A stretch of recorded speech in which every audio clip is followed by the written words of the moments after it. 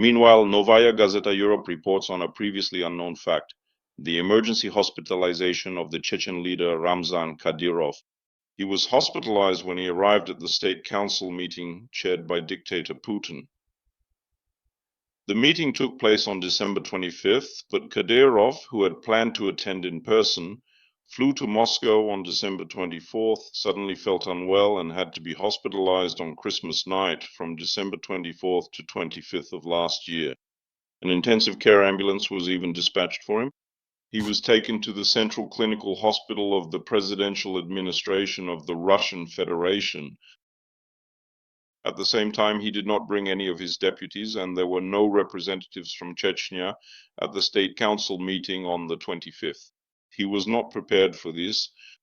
He felt so extremely unwell that although his medical condition was temporarily stabilized for a short while, he was then urgently and quickly flown back by plane. He returned to Chechnya. According to reports, his overall condition has been steadily and continuously deteriorating since the very beginning of the year 2024. He had previously been hospitalized at the private iMedi clinic in Grozny, where he was receiving treatment for kidney problems. In total, for medical reasons, he was absent from work for more than 2 months in 2025. He had never allowed himself to do that before. Most of the time he would go to work, even on weekends, according to various reports. However, his health problems were so serious that he almost drowned, as was reported in July 2025. While vacationing in Turkey, Kadyrov nearly drowned while swimming, according to eyewitness accounts and media coverage. This was reported by the publication Millet. He was hospitalized in Turkey with complaints of a serious deterioration in his health. Well, in any case, rumors about his health problems and about him already preparing a successor, his son Adam, have been circulating for quite some time. However, there is no doubt that no one but Kadyrov would be able to keep the situation in Chechnya under control. And immediately after his death, or let's say his sudden inability to fulfill his official duties, a significant power vacuum could arise in the region of Chechnya. Meanwhile, the dictator Vladimir Putin delivered the shortest New Year's address in recent years. Journalists calculated that the entire New Year's address lasted just 3 minutes and 21 seconds. This is the shortest speech. Putin appeared in civilian clothes, but as usual, he wore a shirt, a crisp white shirt with a blue tie and a black coat. However, it is quite obvious to any careful observer that all of this was filmed in front of a green screen. Then the background of the nighttime Kremlin and Red Square was carefully and skillfully added, creating the impression that he was actually standing there in that iconic and historic location during the night. Putin declared that everyone is united in their selfless, devoted love for Russia.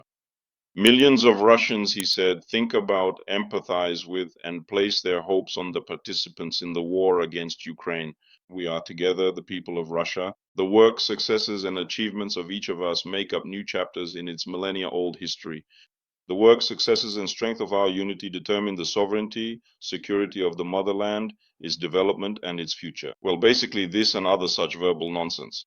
Putin has long since stopped talking about the economy, and he doesn't mention the grave problems Russia has faced since the start of the full-scale invasion of Ukraine. Instead, he continues to spout endless nonsense and pseudo-historical drivel, a set of pompous, ultimately meaningless words and phrases like the front line of the fight for rights, truth, and justice. And now the key words in his speeches are no longer well-being, economic growth, and development, but rather traditions, sovereignty, and a glorious, celebrated historical past. In short, the old man went off on a tangent, and the brevity of his address is primarily due to the fact that he really has nothing left to say, and he clearly doesn't want to answer the uncomfortable questions that he should be addressing. Meanwhile, Putin's fake, the sweet story that an attack was supposedly being prepared. Let me show you from which direction this attack was allegedly coming. The day before, there was a special briefing by the Russian Ministry of Defense. Alexeyenko came out and gave a report. In short, it all ended badly. The US Central Intelligence Agency did not find any evidence of a drone attack on the Longbeards residence, better known as the Valdai residence in the Novgorod region. In a joint memorandum carefully prepared for President Trump by the Central Intelligence Agency and the National Security Agency, it is stated that there is no evidence for this. As reported by the highly influential and widely respected publication The Wall Street Journal, CIA Director John Ratcliffe prepared a detailed analytical note in collaboration with the NSA and subsequently handed it over to US President Donald Trump. On the same day, everyone noticed that Donald Trump reposted an editorial article from the New York Post, not to be confused with the New York Times. The Post is a right-leaning publication, Donald Trump's favorite newspaper.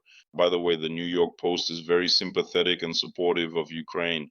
It's very important, and that's why it often appears on the cover not only with the American flag, but also with the Ukrainian one. The New York Post wrote that the whole story about the alleged attack on Putin's Longbeard's residence in Valdai is simply a fake. And this attack never actually happened. Ukrainian President Zelensky had also stated this earlier. Trump supported all of this.